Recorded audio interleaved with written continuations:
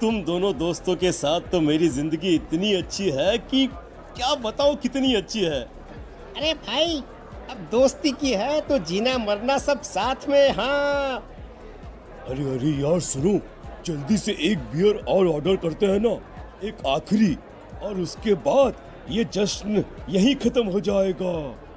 अरे हाँ हाँ, क्यों नहीं। वेटर, जल्दी से 2 बियर की बोतल लेकर आओ। आज मेरे दोस्तों को जश्न मनाना है, क्यों? इतने में वहां पर एक बहुत सुंदर लड़की छोटे छोटे कपड़े पहनकर हाथ में बियर की बोतल लेकर उसके पास आती है।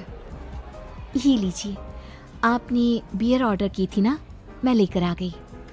क्या बात है यार, इस बार की वेटर तो बड़ी सुंदर है। अब बियर लेकर आई हो तो अपने हाथों से ही पिला दो ना।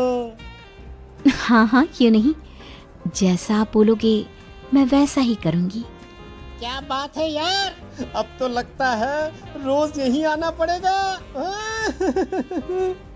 उसके बाद वो लड़की उन तीनों को बियर सर्व कर देती है। पार्टी करने के बाद वो तीनों अपने अपने घर जाते हैं। प्रतीक, संजीव और राघव को उनके घर छोड़कर जैसे ही अकेला अपनी कार में आकर बैठता है तो अचानक उसे एहसास होता है जैसे उसकी कार की पीछे वाली सीट पर कोई बैठा हुआ है। वो तुरंत पीछे मुड़कर देखता है। तुम यहाँ क्या कर रही हो? और तुम मेरी कार में कब आई? अरे तुम तो बार में वेटर थी ना। बस ऐसे ही मेरा दिल कर रहा था आपके साथ आपके घर चलने का, इसलिए मैं आपके साथ चली आई। अरे लेकिन तुम मेरी कार में आई कब? अभी कुछ देर पहले तो यहाँ पर मेरे दोस्त बैठे हुए थे। प्रतीक के इतना बोलते ही उस लड़के का चेहरा खतरनाक तरीके से बदल जाता है। उसकी आंखें पत्थर की तरह सफेद और पूरे शरीर पर नीली नीली नसें उभर आती है। गाड़ी चलाओ, पूरी स्पीड में चलाओ, और अगर तुमने गाड़ी रोकने की कोशिश भी की तो मुझसे बुरा कोई नहीं होगा। डर की वजह से प्रतीक के पसीने छूटने लगते हैं। उसका शरीर बुरी तरह से कांप रहा था। प्रतीक बिना कुछ सोचे समझे कार को फुल स्पीड से चलाना शुरू करता है। चलते चलते वो शहर से दूर एक पहाड़ी पर पहुंच जाता है और सामने अब सिर्फ पहाड़ी का किनारा दिख रहा है, जिसे देख प्रतीक घबराकर अचानक से कार को ब्रेक लगाता है। देखो देखो देखो देखो, मुझे छोड़ दो मुझे। अगर मैंने गाड़ी जरा सी भी आगे बढ़ाई तो हम दोनों नीचे गिरकर मर जाएंगे। ये तो तुम्हें पहले सोचना चाहिए था ना। अब कुछ नहीं हो सकता।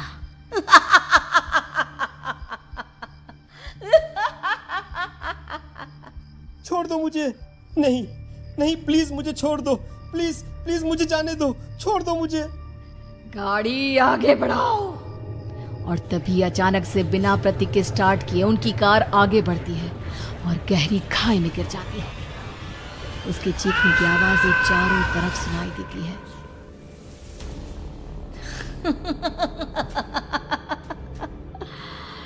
तुझे मारकर मेरे कलेजे में जल रही आग को थोड़ी शांति तो मिल गई, लेकिन अभी ये कहानी खत्म नहीं हुई।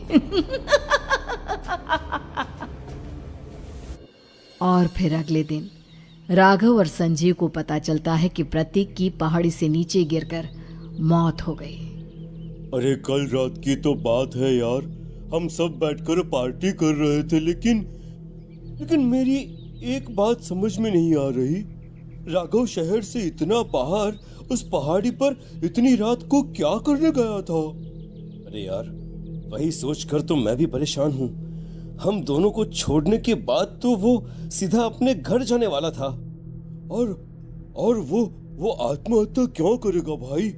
कल रात तक वो कितना खुश था, हमारे साथ सेलिब्रेट कर रहा था।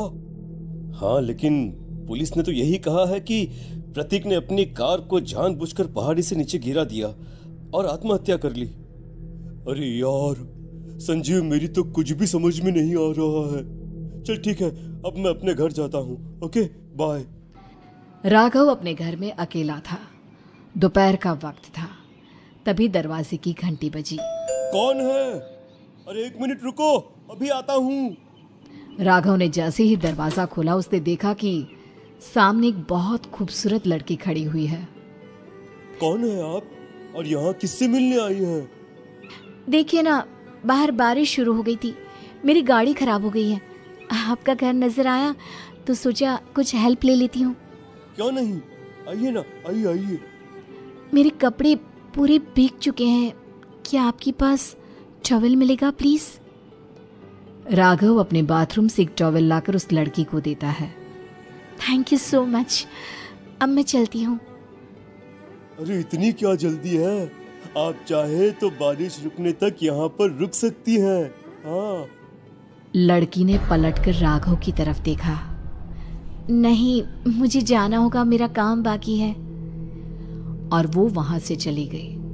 उस लड़की के जाने के बाद राघव अपने बाथरूम में नहाने के लिए गया और जैसे ही उसने बाथरूम में देखा तो उसका टॉवल वहीं पर लटका हुआ था। उसने टॉवल हाथ में लिया तो देखा कि उसका पूरा टॉवल खून के धब्बों से सना हुआ है। अरे अरे ये क्या? ये टॉवेल तो मैंने उस लड़की को दे दिया था। ये वापस मेरे बाथरूम में कैसे आ गया? और इस पर ये खून के धब्बे कहां से आ गए? राघव ने आईने में देखा तो उसकी गर्दन पर एक बड़ा सा चाकू का कट लगा हुआ था जिससे खून बह रहा था, जिसे देख राघव के होश उड़ गए।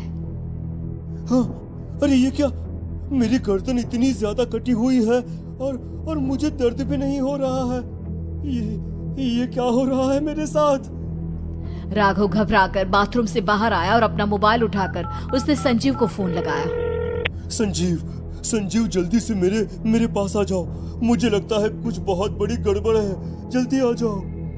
उधर से आवाज आई, लेकिन वो आवाज संजीव की नहीं बल्कि एक लड़की की थी। कुछ अजीब नहीं हुआ है, बस तुम्हारी मौत तुमसे मिलने आई थी और तुम्हें मारकर चली गई।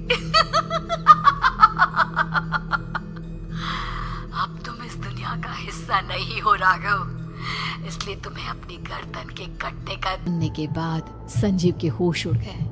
वो पसीने से तरबतर हो गया और एक अनजाना डर अब उसके दिल को सताने लगा। संजीव के साथ ही उसका एक छोटा भाई राजीव भी रहा करता था। अपने भाई को इस तरह परेशान देखकर राजीव उसके पास आया। अरे भैया, क्या हुआ भैया? आप इतने घबराए हुए क्यों लग रहे हैं? प्रतीक और राघव की मौत, मेरा मतलब मेरी कुछ समझ में नहीं आ रहा भाई। अचानक से मेरे दोनों दोस्तों ने आत्महत्या क्यों कर ली? अरे वो तो मेरी भी समझ में नहीं आ रहा है भैया। हाँ, हो सकता है कि कोई परेशानी होगी और इसीलिए उन्होंने ऐसा किया होगा। हाँ, लेकिन दोनों की जिंदगी में एक साथ परेशानी और दोनों का इतनी खतरनाक तरीके से आत्महत्या करना, कहीं ऐसा तो नहीं मैं भी मर जाऊंगा? अरे आप ऐसी बातें क्यों कर रहे हैं भैया? वैसे ही मैं इतना परेशान हूँ। जब से अंजलि ने मेरा साथ छोड़ा है तब से सब कुछ बहुत अजीब सा हो गया है। रोज रात को डरावने सपने आते हैं। ऐसा लगता है जैसे अंजलि बार बार मेरे सपनों में आकर मुझे डराने की कोशिश करती है।